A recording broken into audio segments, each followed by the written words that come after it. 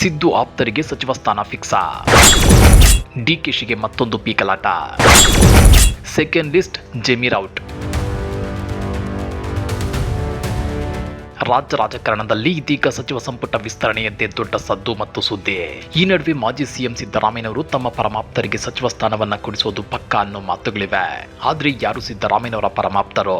ಸಿದ್ದರಾಮಯ್ಯ ಯಾರ ಪರವಾಗಿ ಬ್ಯಾಟಿಂಗ್ ಮಾಡ್ತಿದ್ದಾರೆ ಅನ್ನೋದೇ ಇದೀಗ ಬಿಗ್ ಪ್ರಶ್ನೆ. ಹಾಗಾದ್ರೆ ಒಂದು ಕಡೆ ಸಂಪುಟ ವಿಸ್ತರಣೆ ಜೊತೆಗೆ ಖಾತೆ ಕಿತ್ತಾಟವನ್ನ ಡಿಕೆಶಿ ಅದೇಗೆ ನಿಭಾಯಿಸುತ್ತಾರೆ? ಡಿಕೆಶಿ ಸಂಪುಟದ ಸೆಕೆಂಡ್ ಲಿಸ್ಟ್ ನಲ್ಲಿ ಮಾಜಿ ಸಚಿವ ಜಮೀರ್ ಅಹಮದ್ ಖಾನ್ ಅವರ ಹೆಸರು ಇರೋದೇ ಇಲ್ವಾ? ಸಿದ್ದು ಆಪ್ತ ಬಣದ ಯಾರ್ಯಾರು ಹೇಗೆಲ್ಲ ಲಾಬಿ ನಡೆಸುತ್ತಿದ್ದಾರೆ ಗೊತ್ತಾ? ಆ ಕುರಿತ ಇನ್ಸೈಡ್ ಮಾಹಿತಿಯನ್ನ ಬಿಚ್ಚಿಡ್ತೇವೆ. ಆದ್ರೆ ಅದಕ್ಕಿಂತ ಮೊದಲು ಹಲೋ ಕನ್ನಡ ಯೂಟ್ಯೂಬ್ ಚಾನಲ್ ಅನ್ನ ಸಬ್ಸ್ಕ್ರೈಬ್ ಮಾಡ್ಕೊಳ್ಳಿ. ಹಾಗೇನೇ ಪಕ್ಕದಲ್ಲಿರೋ ಬೆಲ್ ಬಟನ್ ಅನ್ನು ಪ್ರೆಸ್ ಮಾಡಿ. ಕರ್ನಾಟಕ ಕಾಂಗ್ರೆಸ್ ರಾಜಕಾರಣದಲ್ಲಿ ಈಗ ಮತ್ತೊಂದು ಹೈ ಡ್ರಾಮಾ ಶುರುವಾಗಿದೆ. ಮುಖ್ಯಮಂತ್ರಿ ಡಿಕೆ ಶಿವಕುಮಾರ್ ನೇತೃತ್ವದ ಹೊಸ ಸಚಿವ ಸಂಪುಟ ರಚನೆಗೆ ಕಾಂಗ್ರೆಸ್ನಲ್ಲಿ ಚಟುವಟಿಕೆಗಳು ಸಖತ್ ಗರಿಗೆದರಿವೆ. ಆದ್ರೆ ಈ ಬೆನ್ನಲ್ಲೇ ಸಚಿವ ಸ್ಥಾನಕ್ಕಾಗಿ ಸಚಿವಾಕಾಂಕ್ಷಿಗಳ ನಡುವಿನ ಪೈಪೋಟಿ ಯಾವ ಮಟ್ಟಕ್ಕೆ ಹೋಗಿದೆ ಅಂದ್ರೆ ಹೈಕಮಾಂಡ್ ತಲೆ ಕೆಟ್ಟು ಹೋದಂತಾಗಿದೆ. ಒಂದೆಡೆ ಹೈಕಮಾಂಡ್ ಗಮನ ಸೆಳೆಯಲು ಸಮುದಾಯದ ಹೆಸರಿನಲ್ಲಿ ಪ್ರತಿಭಟನೆಗಳು ನಡೆಯುತ್ತಿದ್ರೆ, ಮತ್ತೊಂದೆಡೆ ಸ್ವತಃ ಮಾಜಿ ಸಿಎಂ ಸಿದ್ದರಾಮಯ್ಯನವರ ಕಾವೇರಿ ನಿವಾಸದ ಮುಂದೆ ಹೈ ಡ್ರಾಮಾವೇ ನಡೆದಿದೆ. ತನ್ನ ಆಪ್ತ ಅಂದ ಮಾತ್ರಕ್ಕೆ ನನ್ನ ವಿರುದ್ಧವೇ ಕೆಲಸ ಮಾಡಬಹುದೇ ಅಂತ ಸಿದ್ದರಾಮಯ್ಯ ತಮ್ಮದೇ ಆಪ್ತನ ವಿರುದ್ಧ ರೊಚ್ಚಿಗೆದ್ದಿದ್ದಾರೆ. ಹಾಗಾದ್ರೆ ಸಿದ್ದರಾಮಯ್ಯನವರ ಮನೆಯ ಮುಂದೆ ನಡೆದ ಆ ಹೈ ಡ್ರಾಮಾ ಏನು ಅನ್ನೋದನ್ನ ತೋರಿಸ್ತೇವೆ. ಆದ್ರೆ ಅದಕ್ಕಿಂತ ಮೊದಲು ದಲಿತ ಸಂಘಟನೆಗಳ ಬಂಡಾಯ ಮತ್ತು ಹೈಕಮಾಂಡ್ಗೆ ಕೊಟ್ಟ ಎಚ್ಚರಿಕೆ ಏನು ಅನ್ನೋದನ್ನ ನೀವು ನೋಡಲೇಬೇಕು. ದಲಿತ ಸಂಘಟನೆಗಳ ಬಂಡಾಯ ಮತ್ತು ಎಚ್ಚರಿಕೆ. ಹೊಸ ಸಂಪುಟ ರಚನೆಯಾಗುತ್ತಿದ್ದಂತೆ ಪಕ್ಷದ ವಿವಿಧ ಬಣಗಳಿಗೆ ಸೇರಿದ ನಾಯಕರು ಹೈಕಮಾಂಡ್ ಮೇಲೆ ಒತ್ತಡ ಹೇರಲು ವಿಭಿನ್ನ ತಂತ್ರಗಳನ್ನು ಅನುಸರಿಸುತ್ತಿದ್ದಾರೆ. ಇದರಲ್ಲಿ ಮೊದಲನೆಯದು ಮಾಜಿ ಸಚಿವ ಎಚ್.ಸಿ. ಮಹದೇವಪ್ಪನವರ ಬಣ. ಮಹದೇವಪ್ಪ ಅವರ ಬೆಂಬಲಿಗರು ಕರ್ನಾಟಕ ದಲಿತ ಸಂಘಟನೆಗಳ ಒಕ್ಕೂಟದ ನೇತೃತ್ವದಲ್ಲಿ ಬೆಂಗಳೂರಿನ ಫ್ರೀಡಂ ಪಾರ್ಕ್ನಲ್ಲಿ ಬೃಹತ್ ಪ್ರತಿಭಟನೆಯನ್ನೇ ನಡೆಸಿದ್ದಾರೆ. ಈ ವೇಳೆ ಧಾರ್ಮಿಕ ಮುಖಂಡರಾದ ಜ್ಞಾನಪ್ರಕಾಶ್ ಸ್ವಾಮೀಜಿಗಳು ಆಡಿರುವ ಮಾತುಗಳು ಈಗ ಕಾಂಗ್ರೆಸ್ ಪಾಳೆಯದಲ್ಲಿ ಭಾರಿ ಸಂಚಲನ ಸೃಷ್ಟಿ ಮಾಡಿವೆ. ಮಹದೇವಪ್ಪ ಅವರು ನಿಜವಾದ ಅಂಬೇಡ್ಕರ್ ವಾದಿ. ಅವರಿಗೆ ಹೊಸ ಸಂಪುಟದಲ್ಲಿ ಸಚಿವ ಸ್ಥಾನ ನೀಡಲೇಬೇಕು ಅಂತ ಆಗ್ರಹಿಸಿದ್ದಾರೆ. ಇಷ್ಟಕ್ಕೆ ನಿಲ್ಲದ ಸ್ವಾಮೀಜಿಗಳು ದಲಿತ ಮುಖ್ಯಮಂತ್ರಿ ವಿಚಾರವನ್ನ ಪ್ರಸ್ತಾಪಿಸಿ ಹೈಕಮಾಂಡ್ಗೆ ನೇರ ಗಡುವನ್ನ ಕೊಟ್ಟಿದ್ದಾರೆ.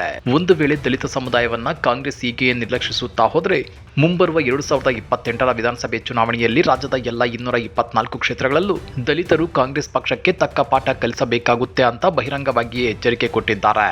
ಇದು ಕಾಂಗ್ರೆಸ್ ಹೈಕಮಾಂಡ್ಗೆ ನುಂಗಲಾರದ ತುತ್ತಾಗಿ ಪರಿಣಮಿಸಿದೆ. ಕಾವೇರಿ ನಿವಾಸದ ಹೈ ಡ್ರಾಮಾ. ಜಮೀರ್ ವಿರುದ್ಧ ಸಿದ್ದರಾಮಯ್ಯ ಗರಂ. ಇತ್ತ ದಲಿತ ಸಂಘಟನೆಗಳು ಪ್ರತಿಭಟನೆ ನಡೆಸುತ್ತಿದ್ರೆ, ಅತ್ತ ಮಾಜಿ ಸಚಿವ ಜಮೀರ್ ಅಹಮದ್ ಖಾನ್ ಬೆಂಬಲಿಗರು ಮತ್ತೊಂದು ತಂತ್ರ ಹೂಡಿದ್ದಾರೆ. ಜಮೀರ್ಗೆ ಸಚಿವ ಸ್ಥಾನ ಕೊಡಲೇಬೇಕು ಅಂತ ಅವರ ಬೆಂಬಲಿಗರು ಮಾಜಿ ಸಿಎಂ ಸಿದ್ದರಾಮಯ್ಯನವರ ಕಾವೇರಿ ನಿವಾಸದ ಮುಂದೆ ಭಾರಿ ಸಂಖ್ಯೆಯಲ್ಲಿ ಜಮಾಯಿಸಿದ್ರು. ಹೈಕಮಾಂಡ್ ಮೇಲೆ ಒತ್ತಡ ತರುವಂತೆ ಸಿದ್ದರಾಮಯ್ಯ ಅವರಿಗೆ ಮನವಿ ಮಾಡೋದಕ್ಕೆ ಮುಂದಾಗಿದ್ರು. ಆದ್ರೆ ಅಲ್ಲಿ ನಡೆದಿದ್ದೇ ಬೇರೆ. ಈಗ ಸಾಮಾಜಿಕ ಜಾಲತಾಣಗಳಲ್ಲಿ ಒಂದು ವಿಡಿಯೋ ಭಾರಿ ವೈರಲ್ ಆಗ್ತಿದೆ. ಜಮೀರ್ ಬೆಂಬಲಿಗರೊಬ್ಬರು ಸಚಿವ ಸ್ಥಾನಕ್ಕಾಗಿ ಸಿದ್ದರಾಮಯ್ಯನವರ ಮುಂದೆ ಮನವಿ ಮಾಡುತ್ತಿದ್ದಾಗ ಸಿದ್ದರಾಮಯ್ಯನವರು ತೀವ್ರ ಅಸಮಾಧಾನ ವ್ಯಕ್ತಪಡಿಸಿ ರೊಚ್ಚಿಗೆದ್ದಿದ್ದಾರೆ. ನನ್ನ ಆಪ್ತ ಎಂದ ಮಾತ್ರಕ್ಕೆ ನನ್ನ ವಿರುದ್ಧವೇ ಕೆಲಸ ಮಾಡಬಹುದೇ ಅಂತ ಸಿದ್ದರಾಮಯ್ಯ ಜಮೀರ್ ಬೆಂಬಲಿಗರನ್ನೇ ನೇರವಾಗಿ ಪ್ರಶ್ನಿಸಿದ್ದಾರೆ. ಅಷ್ಟೇ ಅಲ್ಲ, ಇತ್ತೀಚೆಗೆ ನಡೆದ ದಾವಣಗೆರೆ ದಕ್ಷಿಣ ಉಪಚುನಾವಣೆಯಲ್ಲಿ ಜಮೀರ್ ಅಹಮದ್ ಖಾನ್ ಅವರು ಪಕ್ಷ ವಿರೋಧಿ ಚಟುವಟಿಕೆ ನಡೆಸಿದ್ದಾರೆ ಅನ್ನೋ ಗಂಭೀರ ಆರೋಪವನ್ನು ಸಿದ್ದರಾಮಯ್ಯ ಈ ವೇಳೆ ಪ್ರಸ್ತಾಪಿಸಿದ್ದಾರೆ ಅಂತೇಳಿ ಪಕ್ಷದ ಮೂಲಗಳು ಹೇಳ್ತಿವೆ. ಅಂದ್ರೆ ಸಿದ್ದರಾಮಯ್ಯ ಮತ್ತು ಜಮೀರ್ ನಡುವೆ ಎಲ್ಲವೂ ಸರಿಯಿಲ್ಲ ಅನ್ನೋದು ಇದರಿಂದ ಸ್ಪಷ್ಟವಾಗ್ತಿದೆ. ಹಾಗಾದ್ರೆ ಜಮೀರ್ ಅಹಮದ್ ಖಾನ್ ಅವರಿಗೆ ಸಚಿವ ಸ್ಥಾನ ಸಿಕ್ಕಿಲ್ಲ ಅಂದ್ರೆ ಅವರ ಬೆಂಬಲಿಗರು ಮತ್ತು ಮುಸ್ಲಿಂ ಸಮುದಾಯದ ಒಂದು ಬಣ ರಾಜ್ಯ ಕಾಂಗ್ರೆಸ್ ವಿರುದ್ಧವೇ ಸಿಡಿದು ನಿಲ್ಲುತ್ತಾ 2028ರ ರಾಜ್ಯ ವಿಧಾನಸಭಾ ಚುನಾವಣೆಯಲ್ಲಿ ಕಾಂಗ್ರೆಸ್ ಪಕ್ಷದ ವಿರುದ್ಧವಾಗಿ ಮತ ಚಲಾಯಿಸಿ ಕಾಂಗ್ರೆಸ್ಗೆ ಬಿಸಿ ಮುಟ್ಟಿಸುತ್ತಾ ಅನ್ನೋ ಚರ್ಚೆಗಳು ಹುಟ್ಟುಕೊಂಡಿವೆ. ಅಂದ್ರೆ ಅಹಿಂದ ಸಮುದಾಯ ಛಿದ್ರವಾಗುತ್ತಿದ್ದು, ಇದು ಕಮಲದಳ ಪಕ್ಷಗಳಿಗೆ ಮುಂದಿನ ಚುನಾವಣೆಗಳಲ್ಲಿ ವರದಾನವಾಗುವ ಸಾಧ್ಯತೆ ಇರುತ್ತೆ. ಹಾಗಾದ್ರೆ ಸಿದ್ದರಾಮಯ್ಯನವರ ಅಸಲಿ ಲೆಕ್ಕಾಚಾರವೇನೋ? ಒಂದು ಕಡೆ ಸಿದ್ದರಾಮಯ್ಯ ಜಮೀರ್ ಬೆನ್ನಿಗೆ ನಿಲ್ಲಲ್ಲ ಅನ್ನೋದು ವೈರಲ್ ಆದ ವಿಡಿಯೋದಿಂದ ಗೊತ್ತಾಗುತ್ತಿದೆ. ಹಾಗಿದ್ಮೇಲೆ ಸಿದ್ದರಾಮಯ್ಯ ಅದ್ಯಾವ ತಮ್ಮ ಆಪ್ತರ ಪರ ಬ್ಯಾಟಿಂಗ್ ಮಾಡ್ತಾರೆ, ಅದ್ಯಾರ ಪರ ಸಚಿವ ಸ್ಥಾನಕ್ಕಾಗಿ ಲಾಬಿ ನಡೆಸುತ್ತಾರೆ ಅನ್ನೋ ಚರ್ಚೆಗಳು ಇದೀಗ ಮುನ್ನೆಲೆಗೆ ಬಂದಿವೆ. ಈ ಬಗ್ಗೆ ಕೆದಕಿ ನೋಡಿದ್ರೆ ಅಲ್ಲಿ ಎದ್ದು ಕಾಣೋ ಮತ್ತೊಂದು ಹೆಸರು ಮಾಜಿ ಸಚಿವ ಎಚ್.ಸಿ. ಮಹದೇವಪ್ಪ ಅವರದ್ದು.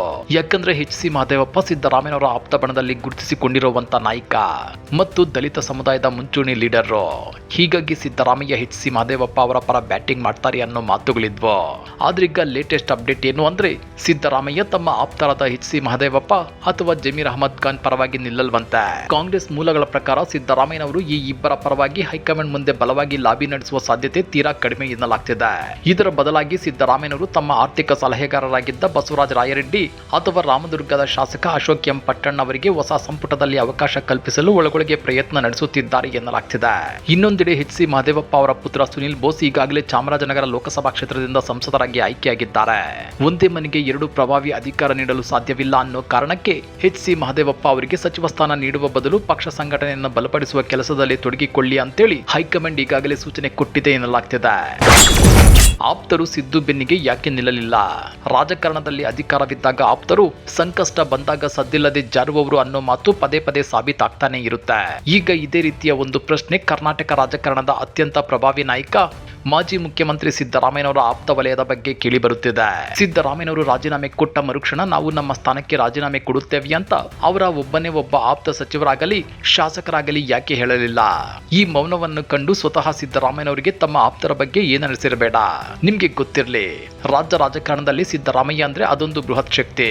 ಸಿದ್ದರಾಮಯ್ಯನವರ ಹೆಸರು ಹೇಳಿಕೊಂಡು ಅವರ ಬೆಂಬಲದಿಂದ ರಾಜಕೀಯವಾಗಿ ಬೆಳೆದ ನಾಯಕರು ನೂರಾರು ಜನ ಇದ್ದಾರೆ. ಅಹಿಂದ ವರ್ಗದ ಅತಿದೊಡ್ಡ ನಾಯಕನ ಹಿಂದೆ ಸದಾ 10 ಸಚಿವರು ಶಾಸಕರು ನೆರಳಿನಂತೆ ನಿಲ್ಲುತ್ತಿದ್ರು.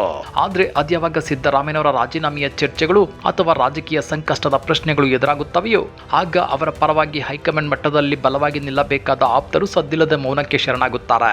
ಸಿದ್ದರಾಮಯ್ಯನವರು ಸಿಎಂ ಸ್ಥಾನದಿಂದ ಕೆಳಗಿಳಿದ್ರೆ ನಾವು ಇರಲ್ಲ ಅನ್ನೋ ಆ ಒಂದು ನೈತಿಕ ಬೆಂಬಲದ ಮಾತು ಯಾರೊಬ್ಬರಿಂದಲೂ ಬರಲಿಲ್ಲ. ಅಧಿಕಾರ ಅಂತ ಬಂದಾಗ ಸಿದ್ದರಾಮಯ್ಯನವರ ಆಪ್ತ ಬಳಗ ಅಂತ ಗುರುತಿಸಿಕೊಳ್ಳುವವರು ಸಂಕಷ್ಟದ ಸಮಯದಲ್ಲಿ ತಮ್ಮ ಸಚಿವ ಸ್ಥಾನ ಅಥವಾ ಶಾಸಕ ಸ್ಥಾನವನ್ನ ಉಳಿಸಿಕೊಳ್ಳುವ ಲೆಕ್ಕಾಚಾರಕ್ಕೆ ಬಿದ್ದು ಬಿಡುತ್ತಾರೆ. ರಾಜಕೀಯದಲ್ಲಿ ಶಾಶ್ವತ ಶತ್ರುಗಳು ಇಲ್ಲ, ಶಾಶ್ವತ ಮಿತ್ರರು ಇಲ್ಲ ಅನ್ನೋದು ಇದೇ ಕಾರಣಕ್ಕೆ ಇರಬೇಕು. ಇಷ್ಟು ವರ್ಷಗಳ ಕಾಲ ಯಾರನ್ನ ನಂಬಿ ಸಿದ್ದರಾಮಯ್ಯ ರಾಜಕೀಯ ಸರ್ಕಸ್ ಮಾಡಿದ್ರು ಅದೇ ಆಪ್ತರು ಇವತ್ತು ಕುರ್ಚಿ ಉಳಿಸಿಕೊಳ್ಳುವ ಆಟಕ್ಕೆ ಬಿದ್ದಿರುವುದನ್ನು ನೋಡಿ ಖುದ್ದು ಸಿದ್ದರಾಮಯ್ಯನವರಿಗೂ ಒಳಗೊಳಗೆ ಭಾರಿ ಬೇಸರವಾಗಿರಬಹುದು. ಅಧಿಕಾರದ ಅಪಹಪಿತನದ ಮುಂದೆ ನಂಬಿಕೆ ಅನ್ನೋದು ಗೌಣ ಅನ್ನೋದು ಮತ್ತೊಮ್ಮೆ ಸಾಬೀತಾಗಿದೆ. ಇದೇ ಕಾರಣಕ್ಕೂ ಏನೋ ಸಿದ್ದರಾಮಯ್ಯ ಈಗ ತಮ್ಮ ಆಪ್ತರ ಪರ ಸಚಿವ ಸ್ಥಾನಕ್ಕಾಗಿ ಭರ್ಜರಿ ಬ್ಯಾಟಿಂಗ್ ಮಾಡುತ್ತಿಲ್ಲ ಅನ್ನೋ ಮಾತುಗಳು ಕೇಳಿಬರುತ್ತಿವೆ. ಹೈಕಮಾಂಡ್ ಮನೆ ಯಾರಿಗೆ ಕುಲಾಯಿಸುತ್ತೆ ಅದೃಷ್ಟ? ಹಾಗಾದ್ರೆ ಜಮೀರ್ ಕತೆ ಏನಾಗುತ್ತೆ? ಜಮೀರ್ ಅಹಮದ್ ಖಾನ್ ಅವರಿಗೆ ಸಿದ್ದರಾಮಯ್ಯ ಸಾಥ್ ಸಿಗದಿದ್ರು ಅವರಿಗೆ ಮತ್ತೊಂದು ಪ್ಲಸ್ ಪಾಯಿಂಟ್ ಇದೆ. ಜಮೀರ್ ಅವರು ಕಾಂಗ್ರೆಸ್ ಸಂಘಟನಾ ಪ್ರಧಾನ ಕಾರ್ಯದರ್ಶಿ ಕೆ.ಸಿ. ವೇಣುಗೋಪಾಲ್ ಅವರೊಂದಿಗೆ ಅತ್ಯಂತ ಉತ್ತಮ ಬಾಂಧವ್ಯ ಹೊಂದಿದ್ದಾರೆ. ಜೊತೆಗೆ ಕೇರಳ ವಿಧಾನಸಭೆ ಚುನಾವಣೆಯಲ್ಲಿ ಜಮೀರ್ ನೀಡಿದ ಕೊಡುಗೆಗೆ ಹೈಕಮಾಂಡ್ ಮಟ್ಟದಲ್ಲಿ ಅವರಿಗೆ ಪ್ಲಸ್ ಆಗುವ ಸಾಧ್ಯತೆ ಇದೆ. ಇನ್ನುಳಿದಂತೆ ಸಿದ್ದರಾಮಯ್ಯ ಅವರ ಹಿಂದಿನ ಸಂಪುಟದಲ್ಲಿದ್ದ ಸಚಿವರ ಕಾರ್ಯಕ್ಷಮತೆ ಹೇಗಿತ್ತು ಅನ್ನೋದನ್ನ ಹೈಕಮಾಂಡ್ ಸೂಕ್ಷ್ಮವಾಗಿ ಪರಿಶೀಲಿಸ್ತಾ ಇದೆ. ಹಿರಿಯ ನಾಯಕರಾದ ಎಚ್.ಕೆ. ಪಾಟೀಲ್ ಅಥವಾ ದಿನೇಶ್ ಗುಂಡೂರಾವ್ ಅವರನ್ನ ವಿಧಾನಸಭಾಧ್ಯಕ್ಷರನ್ನಾಗಿ ನೇಮಿಸುವ ಚರ್ಚೆಯೂ ನಡೆದಿದೆ. ಮತ್ತೊಂದೆಡೆ ಸಚಿವೆ ಲಕ್ಷ್ಮೀ ಹೆಬ್ಬಾಳ್ಕರ್ ಹಾಗೂ ಸಚಿವ ಸಂತೋಷ್ ಲಾಡ್ ಅವರು ತಮ್ಮ ಉತ್ತಮ ಕಾರ್ಯಕ್ಷಮತೆಯ ಆಧಾರದ ಮೇಲೆ ಸಚಿವ ಸ್ಥಾನ ಉಳಿಸಿಕೊಳ್ಳುವ ಭರವಸೆಯಲ್ಲಿದ್ದಾರೆ. ಇವರ ಜೊತೆಗೆ ಎಂಸಿ ಸುಧಾಕರ್, ಕೆ ವೆಂಕಟೇಶ್ ಸೇರಿದಂತೆ ಹಲವರು ತಮ್ಮದೇ ಆದ ರೀತಿಯಲ್ಲಿ ಲಾಬಿ ಮುಂದುವರಿಸಿದ್ದಾರೆ. ಆದ್ರೆ ಪಕ್ಷದ ರಾಷ್ಟ್ರೀಯ ಅಧ್ಯಕ್ಷ ಮಲ್ಲಿಕಾರ್ಜುನ್ ಖರ್ಗೆ ಅವರು ತಮ್ಮ ಕೋಟಾದಡಿ ಹೊಸ ಮುಖಗಳಿಗೆ ಮಣೆ ಹಾಕಲು ನಿರ್ಧರಿಸಿದ್ದು ವಿಧಾನ ಪರಿಷತ್ ಸದಸ್ಯ ವಸಂತ್ ಕುಮಾರ್ ಅವರಿಗೆ ದೊಡ್ಡ ಬೆಂಬಲ ನೀಡುವ ಸಾಧ್ಯತೆ ದಟ್ಟವಾಗಿದೆ. ಅದೇನೇ ಇದ್ರೂ ಸಿಎಂ ಡಿ.ಕೆ. ಶಿವಕುಮಾರ್ ಅವರ ಹೊಸ ಸಂಪುಟ ರಚನೆ ಹೈಕಮಾಂಡ್ಗೆ ದೊಡ್ಡ ತಲೆನೋವಾಗಿ ಪರಿಣಮಿಸಿರೋದಂತೂ ಸುಳ್ಳಲ್ಲ. ಜಾತಿ ಸಮೀಕರಣ, ಹಿರಿಯರು ಕಿರಿಯರ ಸಮನ್ವಯ ಹಾಗೂ ಬಣ ರಾಜಕೀಯವನ್ನ ನಿಭಾಯಿಸಿ ಡಿಕೆಶಿ ಯಾವ ರೀತಿಯ ಟೀಮ್ ಕಟ್ಟಲಿದ್ದಾರೆ ಅನ್ನೋದನ್ನ ಕಾದು ನೋಡಬೇಕಾಗಿದೆ. ಹಾಗಾದ್ರೆ ದಲಿತ ಸಂಘಟನೆಗಳ ಈ ಎಚ್ಚರಿಕೆ ಮತ್ತು ಜಮೀರ್ ವಿರುದ್ಧ ಸಿದ್ದರಾಮಯ್ಯ ಗರಂ ಆಗಿರೋದ್ರ ಬಗ್ಗೆ ನೀವೇನಂತೀರಾ? ಹೊಸ ಸಂಪುಟದಲ್ಲಿ ಯಾರಿಗೆಲ್ಲ ಸ್ಥಾನ ಸಿಗಬೇಕು ಅನ್ಸುತ್ತೆ? ಕಮೆಂಟ್ ಮಾಡಿ, ವಿಡಿಯೋ ಲೈಕ್ ಮಾಡಿ, ಶೇರ್ ಮಾಡಿ. ಇಂಥ ಮತ್ತಷ್ಟು ರೋಚಕ ರಾಜಕೀಯ ಸುದ್ದಿಗಳನ್ನ ಮಿಸ್ ಮಾಡದೆ ನೋಡಬೇಕು ಅಂದ್ರೆ ಹಲೋ ಕನ್ನಡ ಯೂಟ್ಯೂಬ್ ಚಾನಲ್ ಅನ್ನ ಸಬ್ಸ್ಕ್ರೈಬ್ ಮಾಡ್ಕೊಳ್ಳಿ.